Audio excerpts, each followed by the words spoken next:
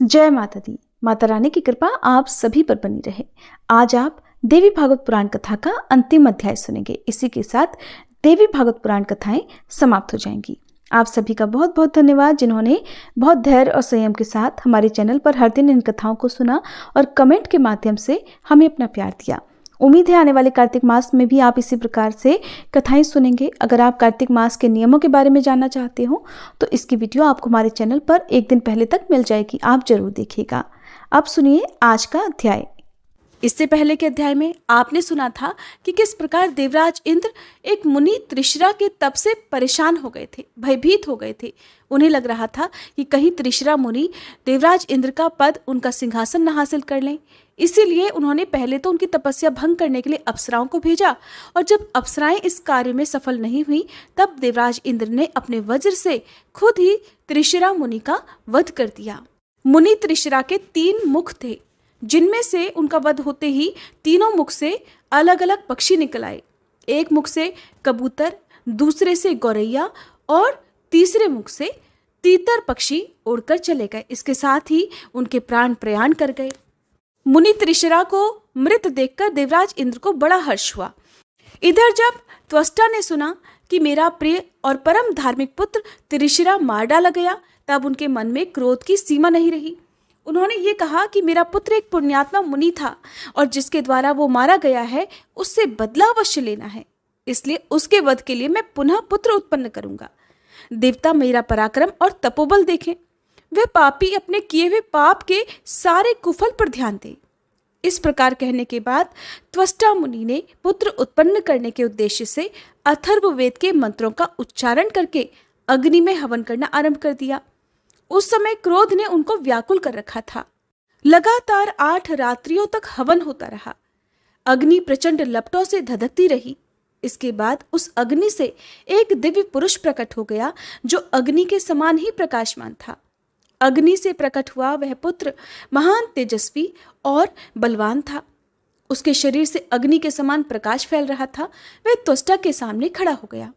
उस पर उनकी दृष्टि पड़ी। तब त्वष्टा उस पुत्र की ओर आंखें करके कहने लगे, हे इंद्रशत्रु, तुम मेरी तपस्या के प्रभाव से अत्यंत शक्तिशाली बन जाओ। उस समय क्रोध के कारण त्वष्टा के शरीर में आग सी लग रही थी। उनके कहने पर अग्नि के समान तेजस्वी वह पुत्र अपना कलेवर बढ़ाने लगा। ऐसा बढ़ा मानो आकाश छू लेगा। उसका विकराल शरीर पर्वत के समान दिखने लगा। ऐसा लगता था मानो स्वयं मूर्तिमान काल ही सामने प्रकट हो गया हो। अत्यंत घबराए हुए अपने पिता से उसने कहा, पिताश्री, अब आप मुझे क्या करने की आज्ञा देते हैं? उत्तम व्रत का आचरण करने वाले हे प्रभु, मेरा नाम बताने के साथ ही मेरे कार्य का निर्देश भी कर दीजिए। आप इतने चिंतित क्यों हैं? इसका कारण मैं सुनना चाहता हूँ। मैं तो बिल्कुल अभी आपकी चिंता दूर कर दूंगा। मेरे जीवन का प्रधान उद्देश्य भी यही है।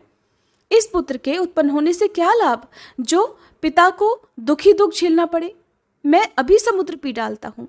मेरे प्रयास से सभी पर्वत छिन्न भिन्न हो जाएंगे।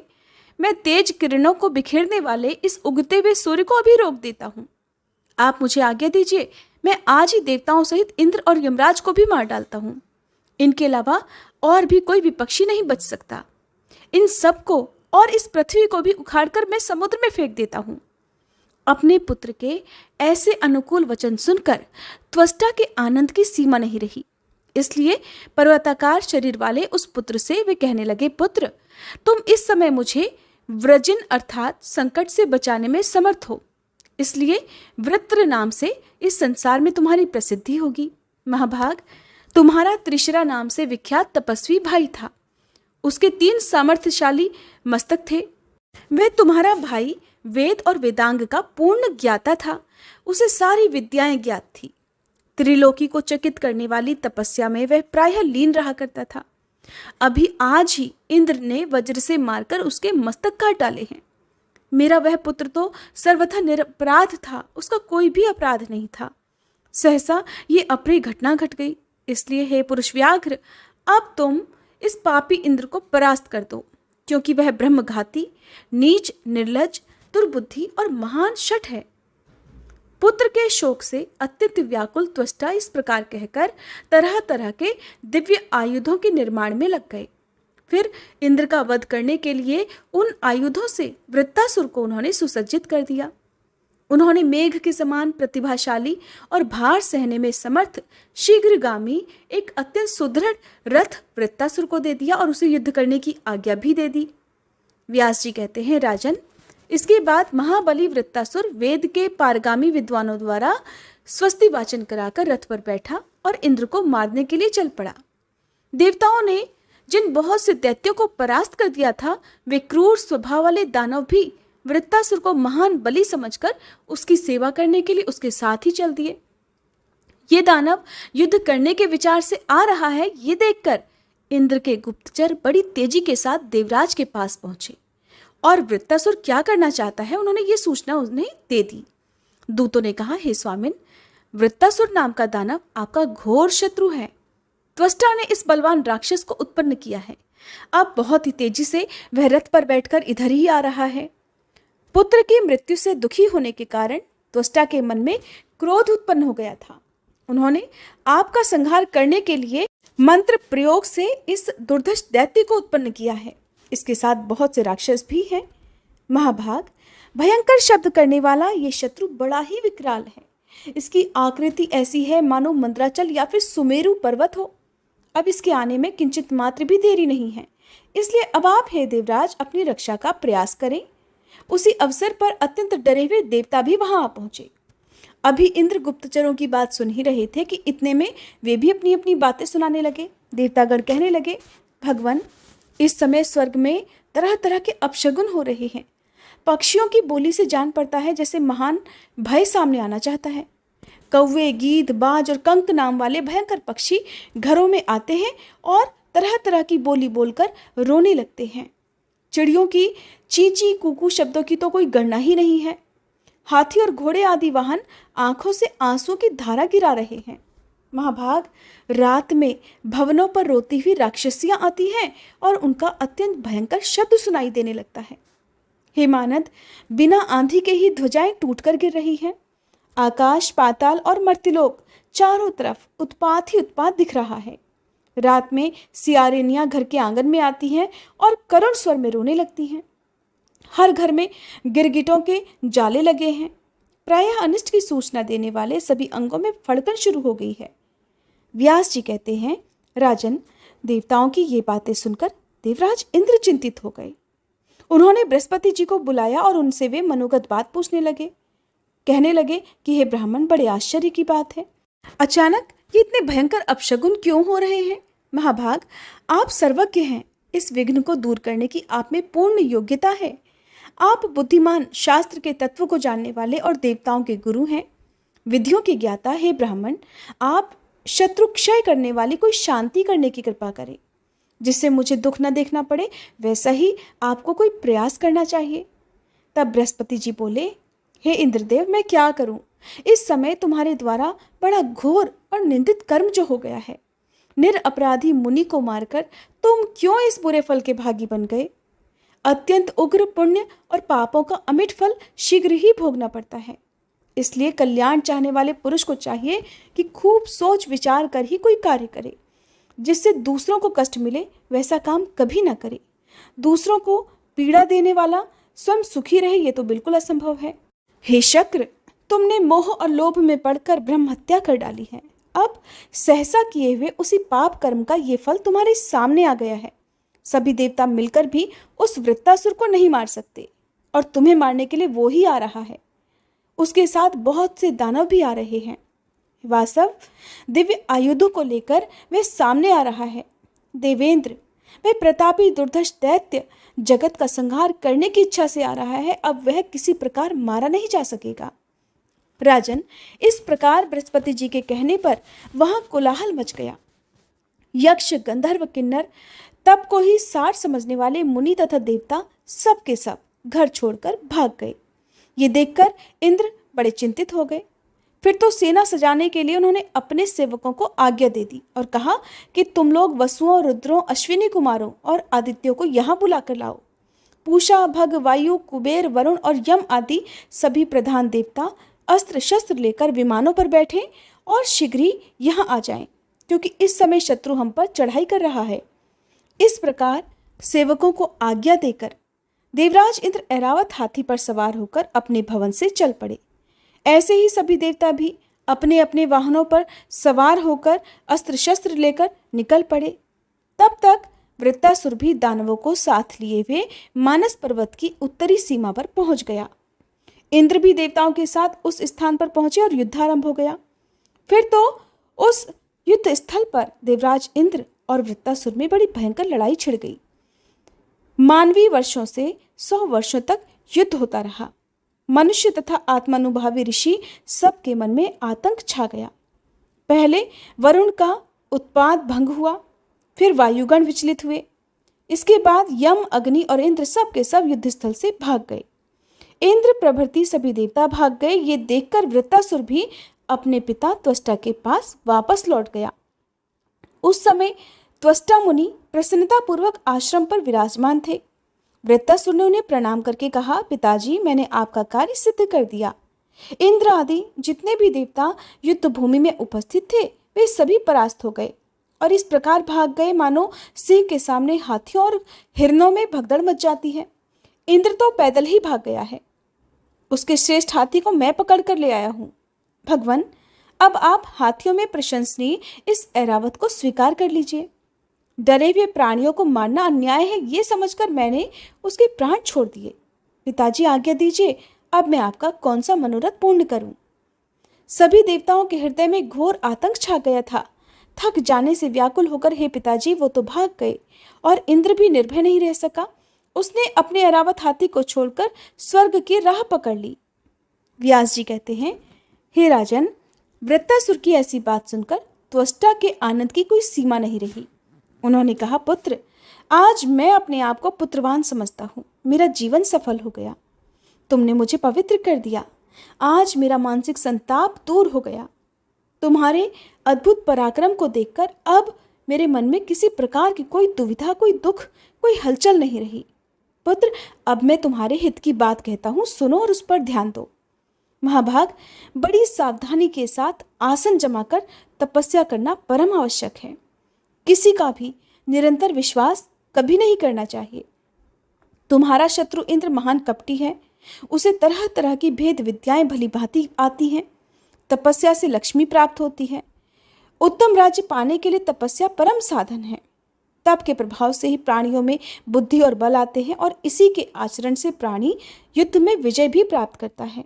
इसलिए तो महाभाग ब्रह्मा जी की आराधना करके श्रेष्ठ वर पाने का प्रयास करो। वरदान मिलने पर दुराचारी और ब्रह्मघाती इंद्र की सत्ता नष्ट कर देनी चाहिए। शंकर जी तो बड़े दानी हैं। सावधान होकर स्थिरतापूर्वक उनकी भी उपासना करो। वे तुम्हें अभीष्ट वरदान अवश्य दे सकते हैं। जगत की रचना करने वाले ब्रह्मा जी में असीम सामर्थ्य है।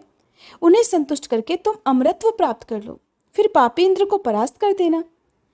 व्यास जी कहते हैं, राजन, वृत्तासुर ने जब पिता की ये बात सुनी तब पिताजी से आज्ञा लेकर उसने सहर्ष तपस्या के लिए प्रस्थान कर दिया और वह गंधमादन पर्वत पर जा पहुंचा, जहां पुण्य सलीला गंगा जी बह रही थी। स्नान करके उसने कुश का आसन बिछाया और शांत चित्त होकर वह उस आसन पर बैठ गया। उसने अन्न और जल का बिल्कुल परित्याग कर दिया। योगाभ्यास में उसकी वृत्ति एकनिष्ठ हो गई। स्थिर आसन लगाकर वह निरंतर ब्रह्मा जी का ध्यान करने लगा। वृत्तासुर तपस्या कर रहा है ये जानकर देवराज इंद्र अत्यंत चिंतित हो गए। उन्होंने तप में विघ्न उपस्थित करने के लिए गंधर्वों को भेजा। यक्ष, पन्नग, सर्प, किन्नर, विद्याधर, अप्सराएं और अन्य भी अनेक प्रकार के देवदूत इंद्र की प्रेरणा से वहां उनकी तपस्या भंग करने पहुंचे। सभी माया के जानकार थे। तपस्या नष्ट करने के लिए उन्होंने कई प्रकार से प्रयास किए, किंतु वह परम तपस्वी वृत्तासुर अपने लक्ष्य से तनिक भी विचलित नहीं हुआ और कठिन साधना में लीन रहा। व्यास जी कहते हैं, राजन, वृत्तासुर अपना कार्य सिद्ध करने के लिए चित्त एकाग्र करके तपस्या कर रहा था। उसे देखकर विघ्न उपस्थित करने के विचार से गए हुए देवता निराश होकर वापस लौट आए।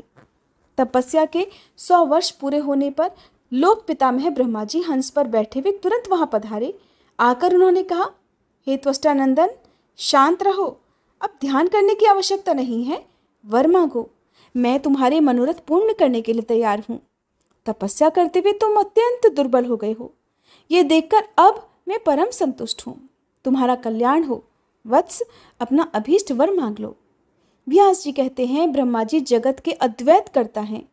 वृत्तासुर के सामने जो उन्होंने अत्यंत विशुद्ध वाणी कही वो अमृत के समान मधुर थी। उसे सुनकर वृत्तासुर ने तपस्या का साधन बंद कर दिया और वह बिना देर किए उठकर सामने खड़ा हो गया।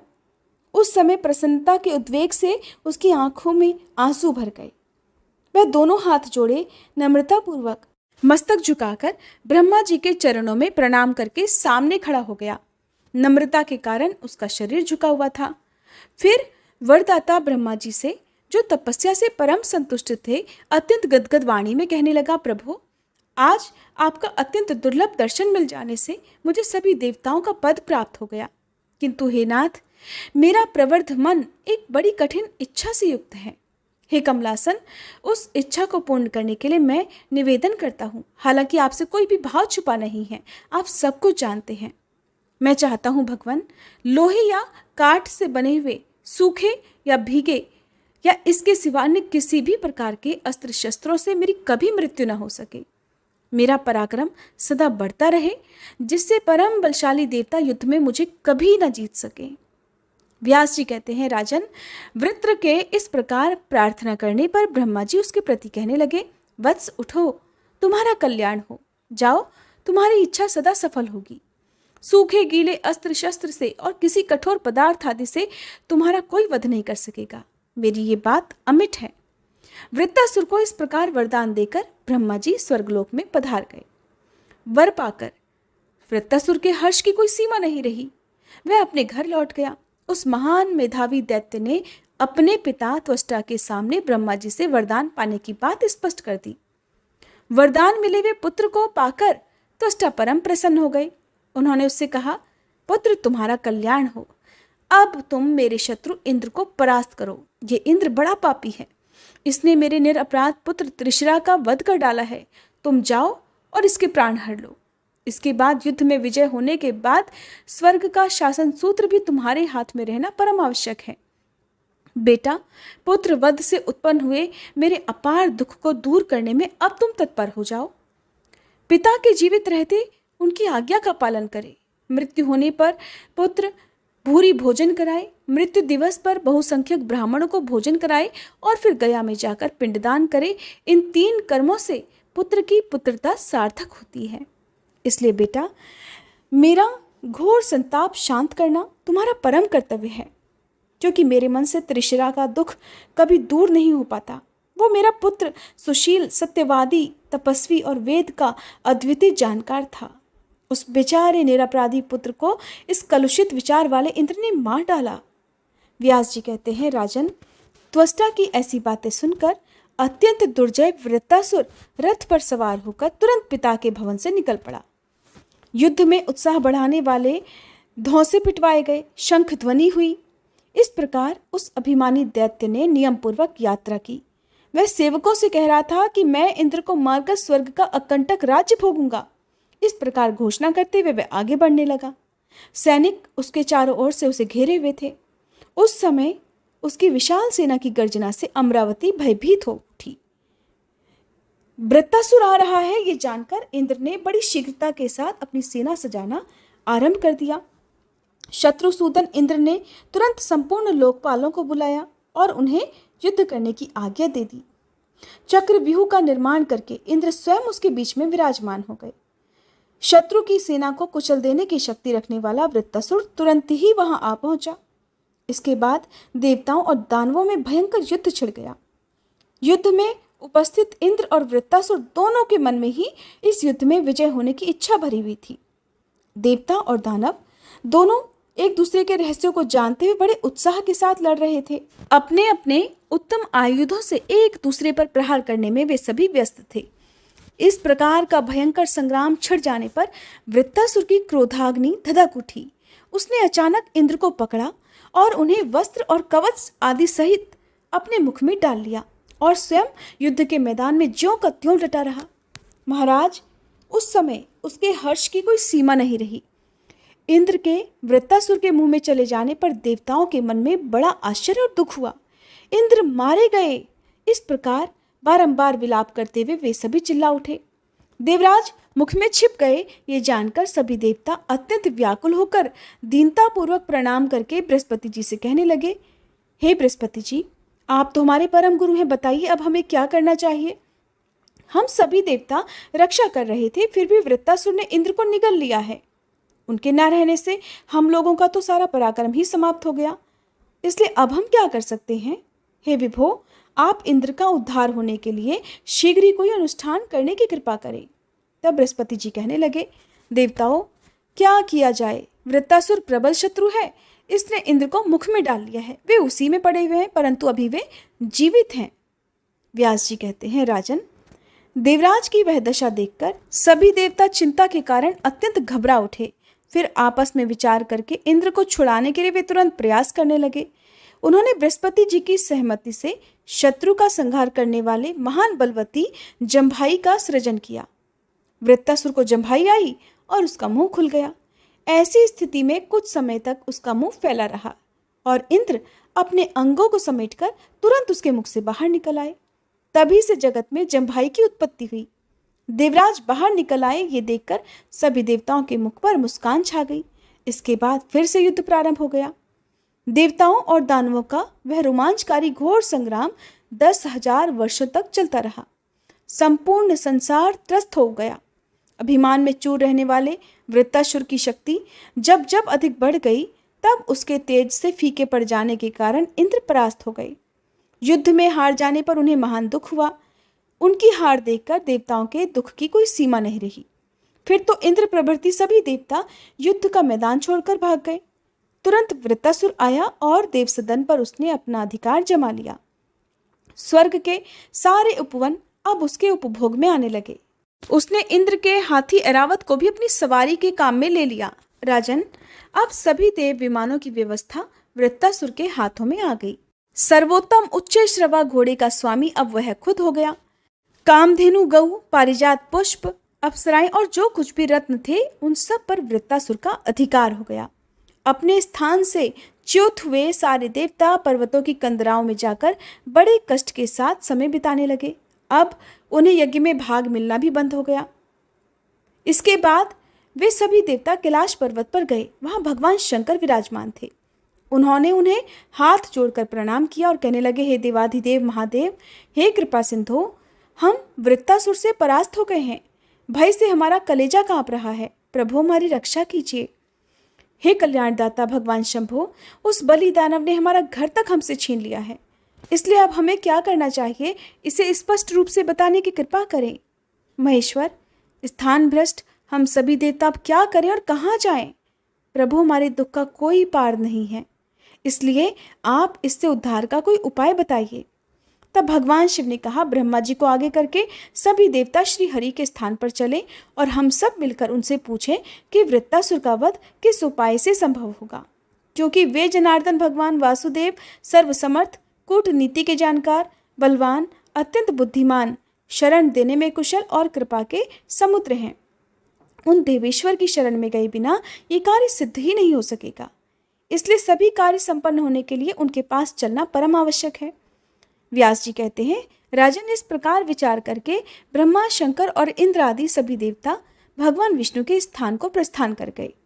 वहां जाकर सबने जगत पर शासन करने वाले परम प्रभु भगवान विष्णु की वेद में कहे हुए पुरुष सूक्त मंत्र से स्तुति आरंभ कर दी। तब रमापति श्रीहरि उनके सामने प्रकट हुए। उन्होंने सभी देवताओं का यथोचित सत्कार किया। फिर सामने विराजमान होकर उनसे पूछने लगे, आदरणीय देवताओं, आप सभी एक एक लोक के अधिष्ठाता हो। ब्रह्मा और शंकर जी को साथ लिए हुए यहाँ कैसे पधारे हो?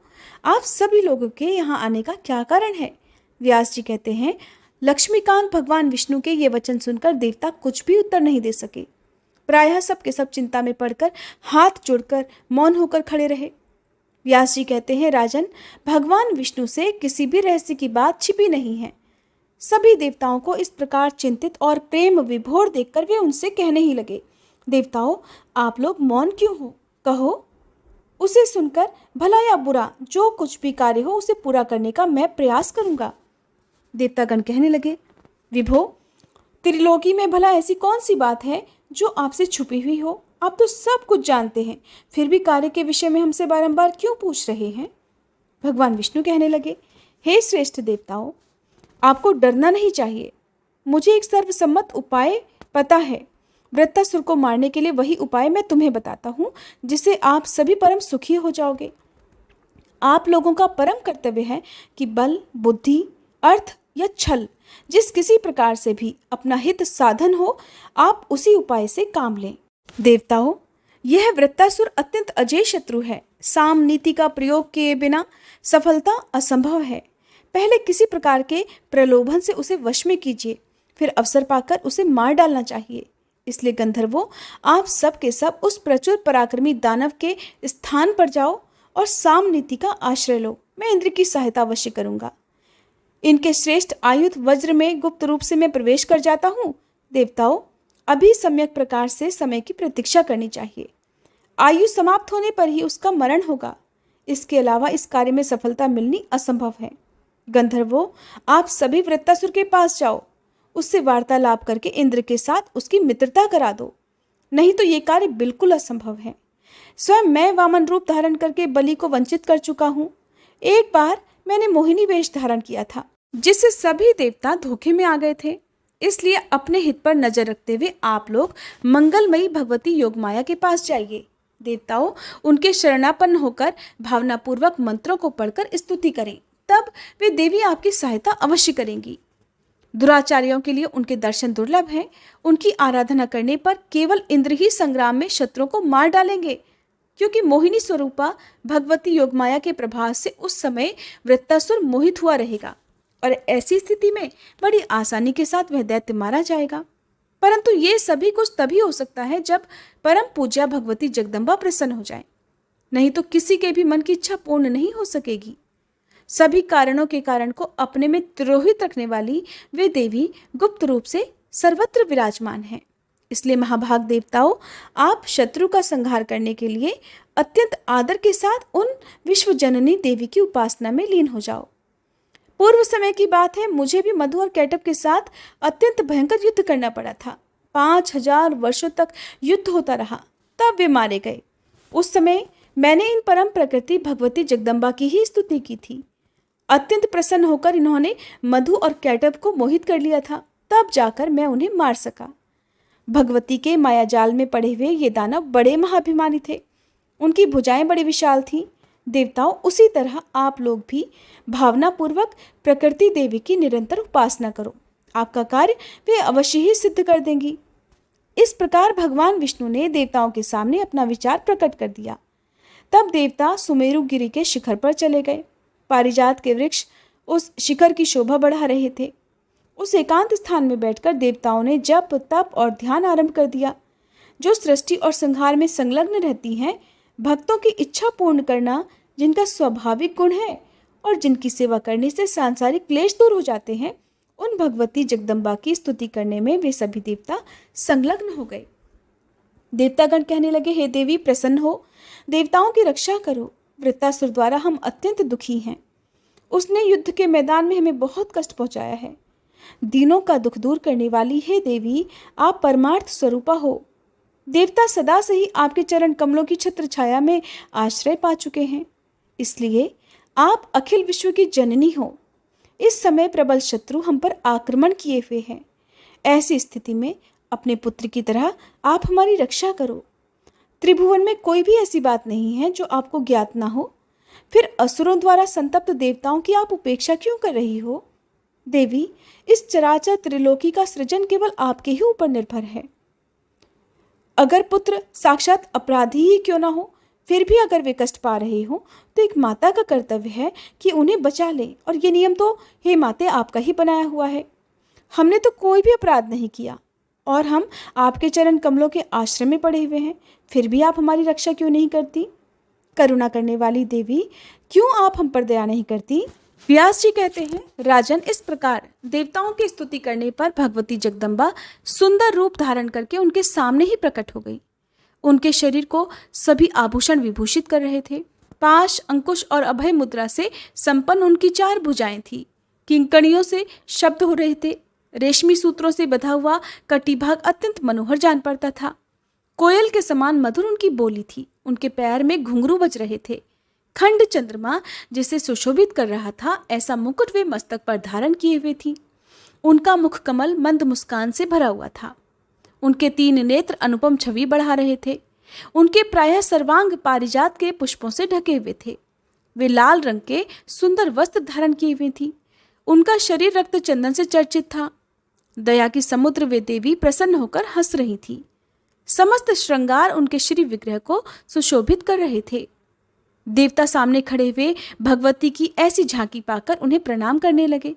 तब जगदम्बा ने उन देवताओं से कहा, हे देवतागणों, मुझे बताओ आपके सामने कौन सा कठिन कार्य उपस्थित है। तब देवता बोले, हे देवी, देवताओं को अत्यंत दुख देने वाले इस प्रबल शत्रु वृत्तासुर को मोहित करने की व्यवस्था कीजिए।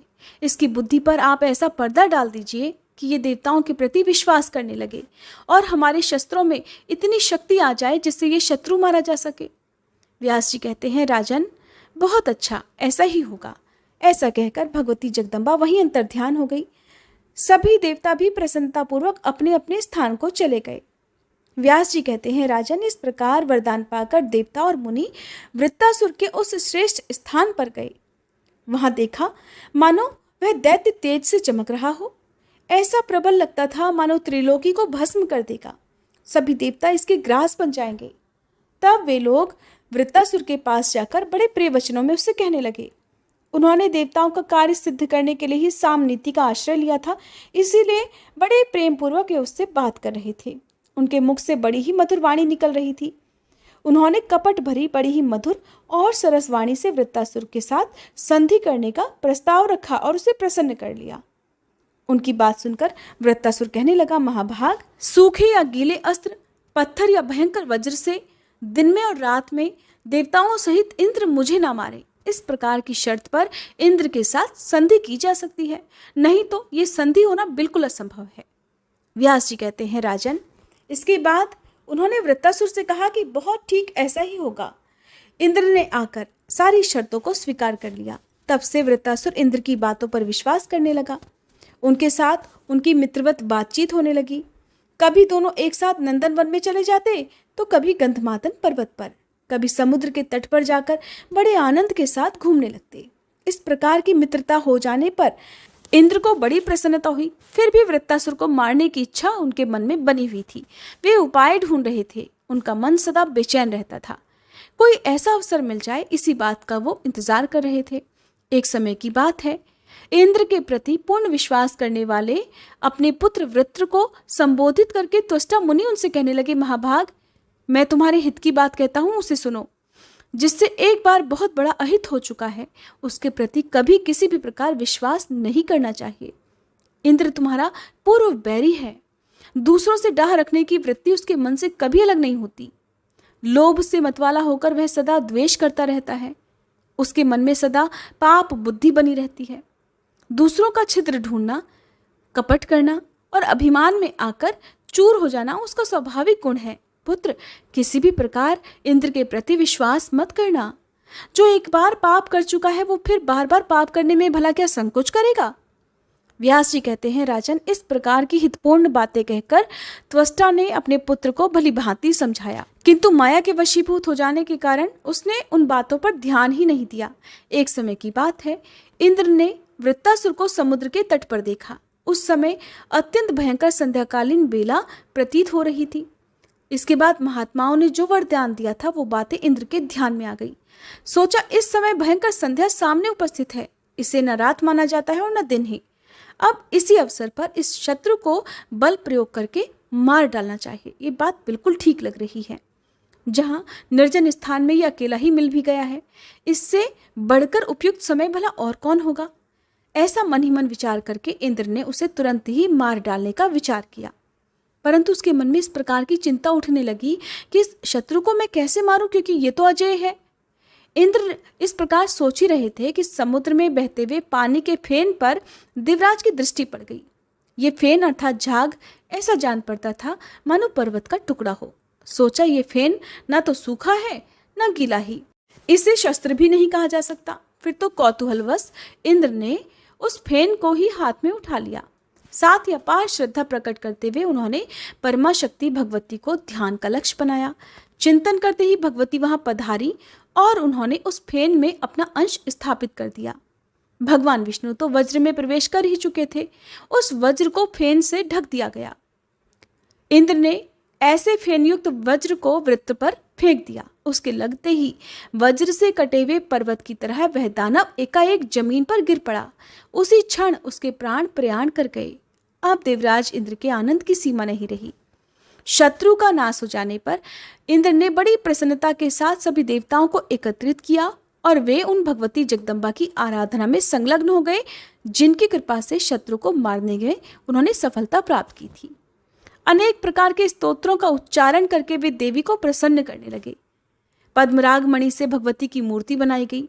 उसे अपने दिव्य उपवन में स्थापित कराया और उसी में उन पराशक्ति की भावना करके देवी को प्रसन्न करने का सुअवसर प्राप्त किया। सभी देवता भी तीनों समय प्रातः, मध्याह्न और सायं विशेष रूप से देवी की अर्चना करते थे। तभी से भगवती श्री देवी देवताओं की कुल देवी हो गई। घर घर उनकी उपासना अनिवार्य हो गई। फिर त्रिलोकी में सर्वाधिक आदर पाने वाले भगवान विष्णु की भी इंद्र ने पूजा की। महान पराक्रमी वृत्तासुर देवताओं के लिए बड़ा ही भयंकर था। उसके मर जाने पर देवगण प्रसन्न हो गए। सुखदायी पवन चलने लगी। गंधर्व, यक्ष, राक्षस और किन्नर सब के सब उत्सव मनाने लगे। इस प्रकार पराशक्ति के प्रवेश किए हुए फेन द्वारा वृत्तासुर को मारने में इंद्र बड़ी सुगमता से सफलता प्राप्त कर सके। देवी ने पहले ही उस दानव की बुद्धि कुंठित कर दी थी।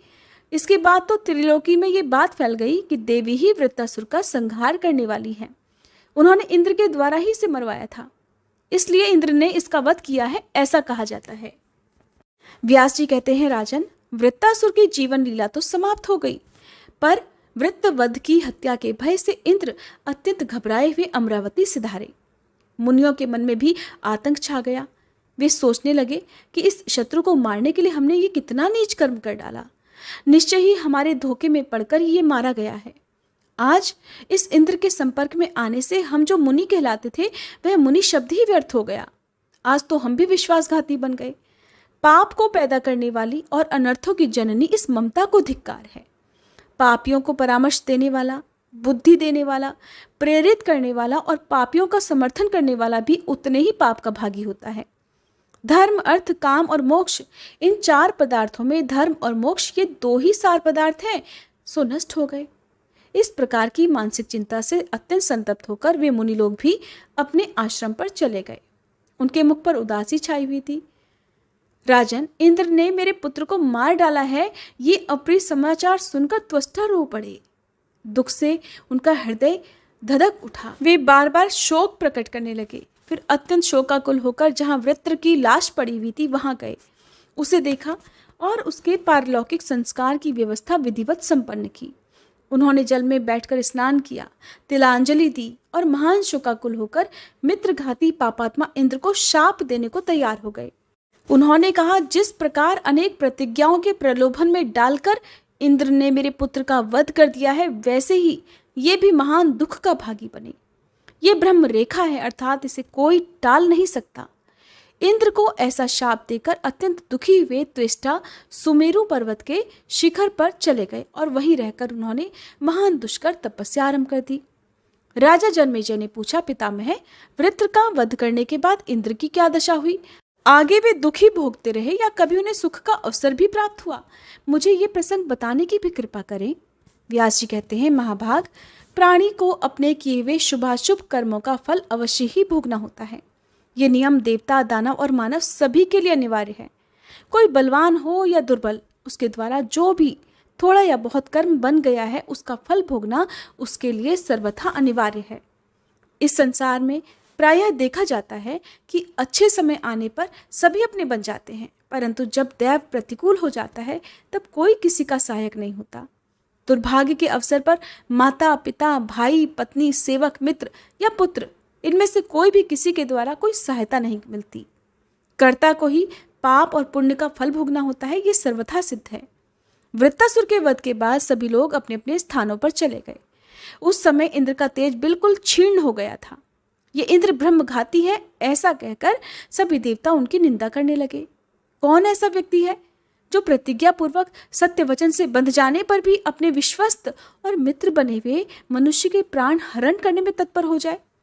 ये बात देवताओं के समाज में, दिव्य उपवन में और गंधर्वों की गोष्ठी में चारों तरफ विस्तारता के साथ फैल गई। सब लोग कहने लगे, वृत्रवध की कामना में फंसकर इंद्र ने ये कैसा दुष्कर्म कर डाला। अपनी कीर्ति, अपना यश नष्ट करने वाली तरह तरह की बातें इंद्र भी सुनते रहे।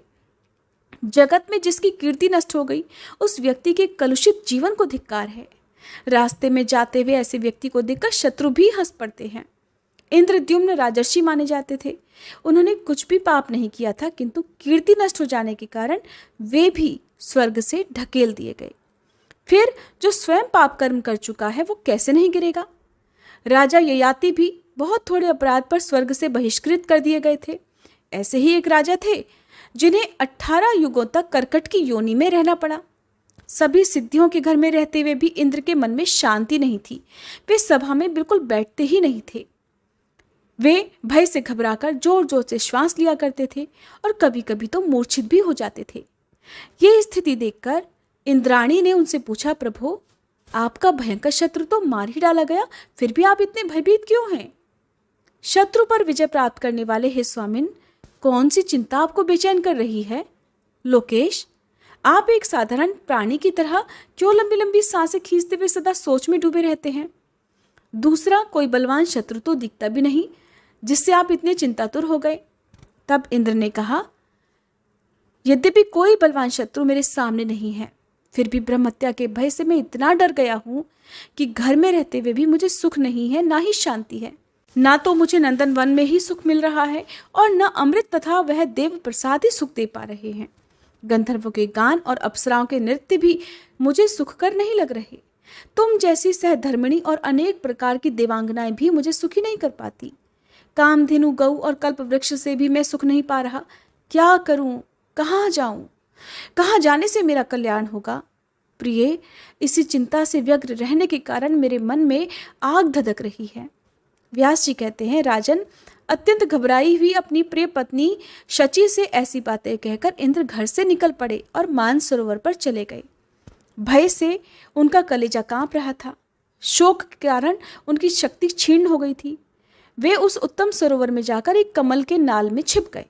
उस समय इंद्र को कर्तव्य का ज्ञान ही नहीं रहा, क्योंकि घृणित कर्म करने से उनकी प्रतिभा जो नष्ट हो गई थी। वे जल के अंदर उस कमल नाल में छिपकर ही अपना समय बिता रहे थे, मानो सांप जीवन रक्षा के लिए प्रयत्नशील हो। उस अवसर पर उनका कोई भी सहायक नहीं था। चिंता से व्याकुलता बढ़ गई थी। इंद्रियों में क्षोभ उत्पन्न हो गया था।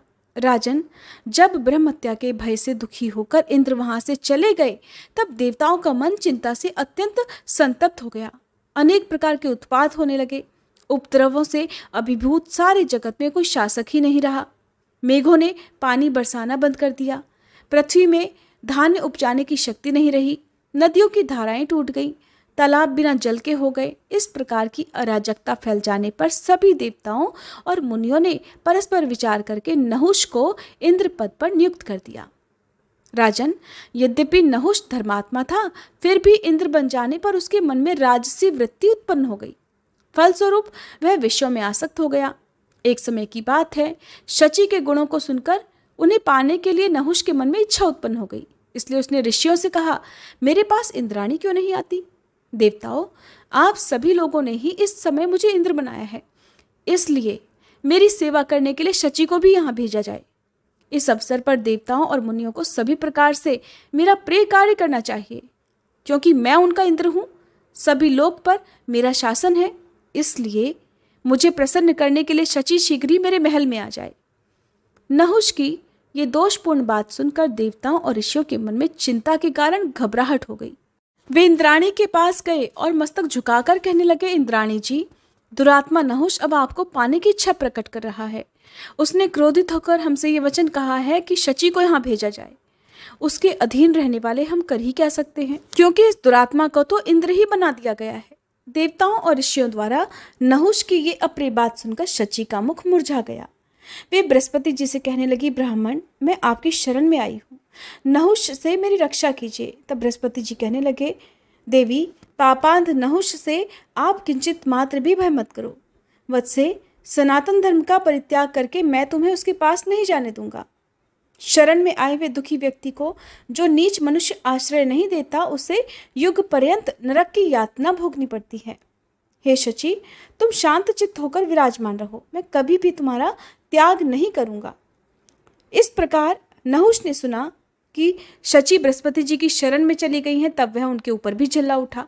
उसने देवताओं से कहा, यह बिल्कुल निश्चित है कि मेरे हाथ बृहस्पति का वध होकर रहेगा। कारण मैंने सुना है कि इस मूर्ख ने अपने घर में शची को सुरक्षित रखने की व्यवस्था कर डाली है। उस समय नहुष की आकृति महान भयंकर हो गई थी। वह क्रोध से जल उठा था। उसकी ऐसी स्थिति देखकर देवता और ऋषि साम नीति का प्रयोग करते हुए नहुष से कहने लगे, राजन, अपना क्रोध दूर करो। ये खोटी बुद्धि सर्वथा त्याज्य है। पराई स्त्री के साथ प्रेम करने की धर्मशास्त्रों में घोर निंदा की गई है। शची परम पतिव्रता है, उनका आचरण बड़ा ही पवित्र है। राजन, इस समय तुम्हें त्रिलोकी का राज्य सुलभ है। तुम बड़े धार्मिक राजा हो। अगर तुम जैसा राजा धर्म से विचलित हो जाएगा तो निश्चय है कि प्रजा भी नष्ट भ्रष्ट हो जाएगी।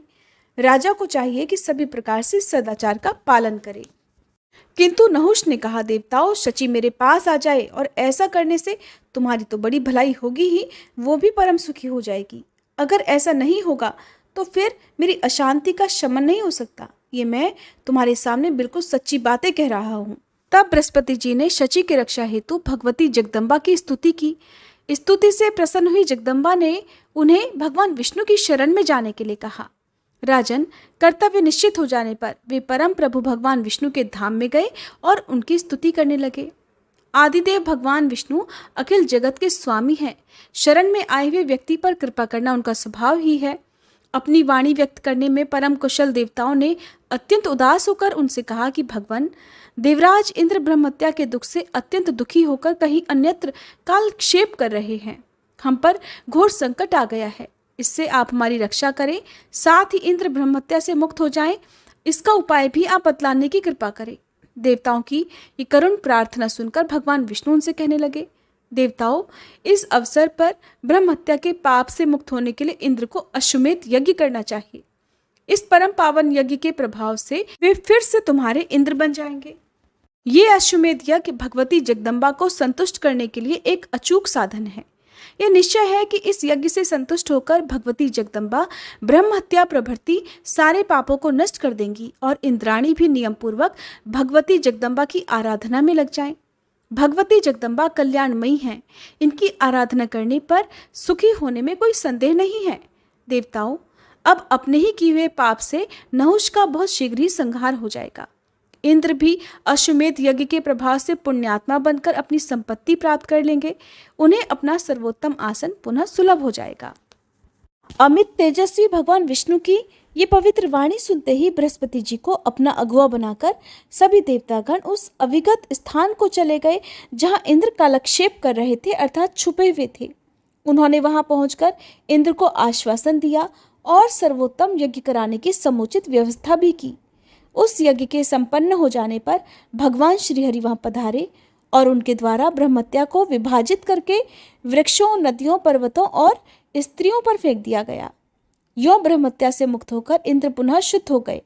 यद्यपि उनकी चिंता शांत हो गई थी, फिर भी अपने अच्छे दिनों की प्रतीक्षा करते हुए वे जल में ही ठहरे रहे और एक कमल का नाल उनका वहां पर आश्रय बना हुआ था। कोई भी प्राणी उन्हें नहीं देख सकता था, इसलिए इंद्राणी के दुख का अंत ही नहीं हुआ। तब इंद्र के विरह में व्याकुल होकर वे बृहस्पति जी से पूछने लगी, महाराज, अश्वमेध यज्ञ कर चुकने पर भी मेरे पतिदेव सामने क्यों नहीं आते? मैं अपने उन प्राणनाथ को कैसे देखूंगी? इसका उपाय मुझे बताने की कृपा करें। बृहस्पति जी कहने लगे, देवी, अब तुम कल्याण स्वरूपिणी भगवती जगदम्बा की आराधना करो। उन्हीं की कृपा से तुम्हारे पुण्यात्मा पतिदेव सामने आ सकेंगे। तुम्हारे द्वारा सुपूजित होने पर भगवती जगदम्बा नहुष की शक्ति कुंठित कर देंगी। भगवती के प्रयास से मोहित होकर वह नरेश इंद्र पद से च्युत हो जाएगा। राजन, बृहस्पति जी के इस प्रकार कहने पर इंद्राणी ने उनसे मंत्र का पूर्ण ज्ञान प्राप्त कर लिया तथा पूजन की विधियां भी समझ ली।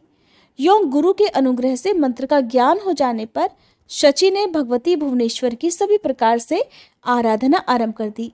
उस समय इंद्राणी पूर्ण तपस्विनी बन गई थी। उन्होंने अन्य प्रकार के सभी भोगों का त्याग कर दिया था। अपने प्राणनाथ के दर्शन की इच्छा से देवी पूजन में ही उनका सारा समय बीतने लगा। कुछ दिनों तक आराधना करने के बाद भगवती जगदम्बा प्रसन्न हो गई और उन्होंने इंद्राणी को साक्षात दर्शन दिए। वरदान देने के लिए पधारी हुई देवी का रूप बड़ा ही मनोहर था। और तब देवी मेघ की भांति गंभीर वाणी में इंद्राणी से कहने लगी, सुंदर कटिभाग से शोभा पाने वाली इंद्रप्रिय, अपना मनोवांछित वर मांगो। मैं प्रसन्नतापूर्वक देने के लिए तैयार हूँ, क्योंकि तुमने सभी प्रकार से मेरी आराधना की है। तुम्हें वरदान देने के लिए ही यहाँ पर मैं उपस्थित हुई हूँ। उस समय इंद्राणी भगवती जगदम्बा के सामने हाथ जोड़े खड़ी हुई थी। देवी के आज्ञा देने पर अत्यंत प्रसन्न होकर विराजने वाली उन परमेश्वरी से इंद्राणी ने कहा, माते, पति देव का दर्शन मुझे परम दुर्लभ हो गया है। मैं उसी को प्राप्त करना चाहती हूँ। साथ ही मैं ये भी चाहती हूँ कि पापी नहुष से मुझे बिल्कुल भी भय न रहे और पूर्ववत अपना स्थान भी प्राप्त हो जाए। तब देवी कहने लगी, तुम इस समय मेरी दूती के साथ मानसरोवर जाओ, जहाँ मेरी एक अचल मूर्ति प्रतिष्ठित है। मेरी उस मूर्ति को लोग विश्वकामा कहते हैं। वहाँ इंद्र से तुम्हारी भेंट हो जाएगी। इस समय वे भय से घबराकर महान दुख का अनुभव कर रहे हैं। विशालाक्षी, कुछ ही समय के बाद मैं राजा नहुष को मोहित करने की व्यवस्था करूंगी। अब तुम स्वस्थ हो जाओ। तुम्हारा मनोरथ पूर्ण करने में अब मैं सचेष्ट हूँ। मेरे प्रयास से मोहित हुआ राजा नहुष तुरंत ही इंद्रासन से च्युत हो जाएगा। व्यास जी कहते हैं, इसके बाद भगवती जगदम्बा की एक दूती इंद्राणी को साथ लेकर तुरंत उनके पतिदेव के पास पहुंच गई। शची ने पतिदेव का साक्षात्कार किया। भगवती परमेश्वरी का वह विग्रह भी उन्हें दिखाई दिया। उस समय वहीं देवराज छिपकर कालक्षेप कर रहे थे। इंद्राणी के मन में बहुत दिनों से पतिदेव के दर्शन की इच्छा बनी हुई थी। अभीष्ट कार्य सिद्ध हो गया, इससे वे प्रसन्नता से गदगद हो गई। व्यास जी कहते हैं, राजन, विशाल नेत्र वाली इंद्राणी का हृदय चिंता से भरा हुआ था। ऐसी अपनी प्राण प्रिया को सामने उपस्थित देखकर इंद्र आश्चर्य प्रकट करते हुए कहने लगे, प्रिय, तुम यहाँ कैसे आ गई? मैं यहाँ हूँ, ये रहस्य तुम्हें कैसे मालूम हो गया? शुभानने, मेरे यहाँ रहने की बात जानने में तो सारे प्राणी ही असमर्थ हैं, फिर तुम्हें ये बात कैसे पता चली? शची ने कहा, प्रभो, इस समय भगवती जगदम्बा के कृपा प्रसाद से मुझे आपकी जानकारी प्राप्त हुई है। देवेश्वर, उन्हीं की कृपा के सहारे मैं आपको पा सकी हूँ। देवताओं और मुनियों ने नहुष नाम वाले एक राजर्षि को आपके स्थान पर नियुक्त कर दिया है। उसके द्वारा मैं अत्यंत कष्ट पा रही हूँ। वह नीच मुझसे ऐसा कहता है कि सुंदरी, तुम मुझे पति रूप से स्वीकार कर लो। मैं ही देवताओं का अध्यक्ष इंद्र हूँ। पतिदेव, अब मैं क्या करूँ? तब इंद्र ने कहा, कल्याणी, जिस प्रकार अनुकूल समय की प्रतीक्षा करते हुए मैं यहाँ ठहरा हूँ, वैसे ही तुम भी अपने मन में धैर्य धारण करके कालक्षेप करो। व्यास जी कहते हैं, राजन, परम आदरणीय पतिदेव के ऐसा कहने पर इंद्राणी के मन का दुख दूर नहीं हुआ। कांपती हुई, लंबी सांस खींचती हुई वे इंद्र से कहने लगी, महाभाग, मैं कैसे रहूं? नहुष अत्यंत दुराचारी है। वरदान मिल जाने से वह अभिमान में चूर रहता है। तब देवराज इंद्र बोले, वरानने, मैं तुम्हें उपाय बताता हूँ, उसे करो। तभी इस दुखप्रद समय में तुम्हारे शील की रक्षा हो सकेगी। राजा नहुष बड़ा पापी है। जब बलपूर्वक वह तुम्हें प्राप्त करने का प्रयास करे, तब प्रतिज्ञा करवाकर उसे धोखे में डाल देना। तुम एकांत में नहुष के पास जाकर कहना कि जगत प्रभो, आप ऐसी दिव्य सवारी से पधारकर मुझे स्वीकार कीजिए जिसे ऋषि ढोते हों। ऐसा होने पर मैं प्रसन्नता पूर्वक आपके वश में हो जाऊंगी, क्योंकि मैं इसी प्रकार का नियम बना चुकी हूँ। उस कामांध राजा द्वारा मुनि लोग पालकी ढोने में नियुक्त किए जाएंगे। ऐसी स्थिति में यह निश्चित है कि उन तपस्वियों के शाप से नहुष जलकर भस्म हो जाएगा। इस काम में भगवती जगदम्बा तुम्हारी सहायता करेंगी, और भगवती जगदम्बा को स्मरण करने वाला व्यक्ति कभी भी संकट में नहीं पड़ सकता। अगर कभी दुखदायी समय सामने आ जाए तो यही समझना चाहिए कि इसमें भी हमारा ही कल्याण है। इसलिए तुम मणिपर्वत पर विराजमान रहने वाली भगवती भुवनेश्वर की सभी प्रकार से आराधना में लीन हो जाओ और बृहस्पति जी के कहे अनुसार उनका पूजन करती रहो। इंद्राणी ने देवराज इंद्र के कहे अनुसार वैसा ही किया और नहुष से भी अपनी इच्छा प्रकट की, जिसे सुनकर नहुष ने सभी मुनियों को बुलाकर उनके सामने अपनी बात रख दी और कहा, विप्रो, अब इंद्र कहलाने का सौभाग्य मुझे प्राप्त है। मेरे पास सारी शक्तियां हैं। इस अवसर पर आप लोग प्रसन्नता पूर्वक मेरे कार्य साधन में तत्पर हो जाएं। इंद्र का आसन मुझे मिल गया है, लेकिन इंद्राणी अभी मेरे पास नहीं आ सकी। उसके आने का क्या साधन है, इस विषय में पूछने पर उसने प्रेम पूर्वक मुझसे कहा है कि देवेंद्र, मुनिगण जिस सवारी को चलाए उस पर चढ़कर आप मुझे पाने के लिए पधारिए। इसलिए आदरणीय मुनियों, मेरा ये कार्य अत्यंत कठिन है, पर आप तो बड़े दयालु हैं। मेरा कार्य सभी प्रकार से सिद्ध हो, आप वही करें, क्योंकि शची में आसक्त मेरा मन निरंतर संतप्त है। इस अवसर पर मेरे परम आश्रय केवल आप ही हैं, इसलिए इस महान कार्य को संपन्न करने की अवश्य ही कृपा करें। राजन, उन श्रेष्ठ मुनियों में अगस्त्य जी सबसे प्रमुख थे। दयालु होने के कारण या फिर होनहारवश नहुष की ये खोटी बात सुनकर वैसा ही करने के लिए वो सहमत हो गए। जब उन तत्वदर्शी मुनियों ने शची में आसक्त हुए उस राजा की बात स्वीकार कर ली, तब तो उसके हर्ष की सीमा ही नहीं रही।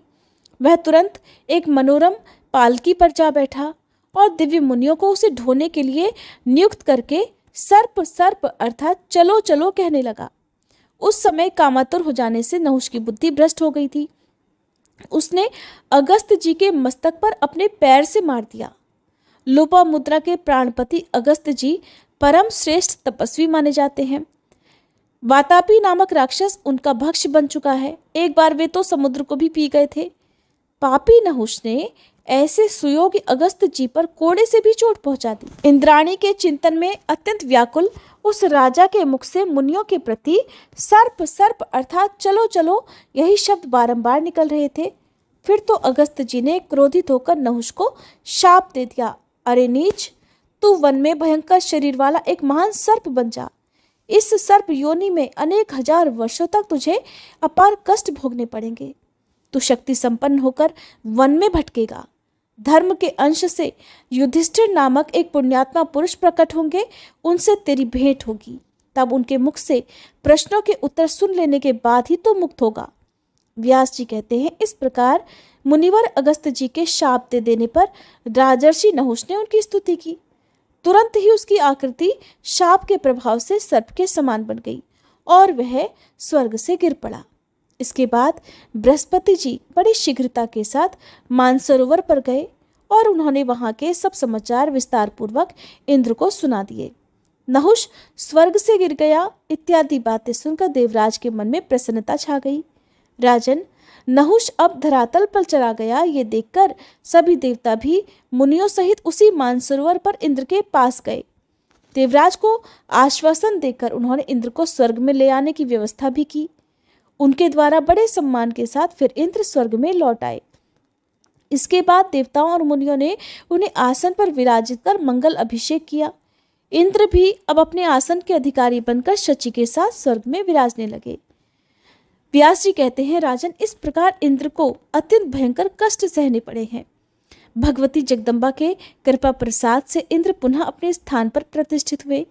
राजन, वृत्तासुर के वध से संबंध रखने वाली ये सारी कथाएं मैं तुम्हें सुना चुका।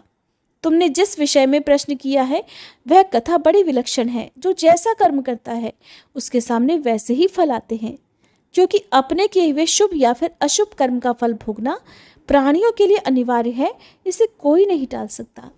जय माता दी। आज देवी भागवत पुराण की कथाएं पूर्ण हो गई। आप सभी का एक बार फिर से बहुत बहुत धन्यवाद। कथा अगर अच्छी लगी हो तो प्लीज़ वीडियो को आज लाइक जरूर कीजिएगा।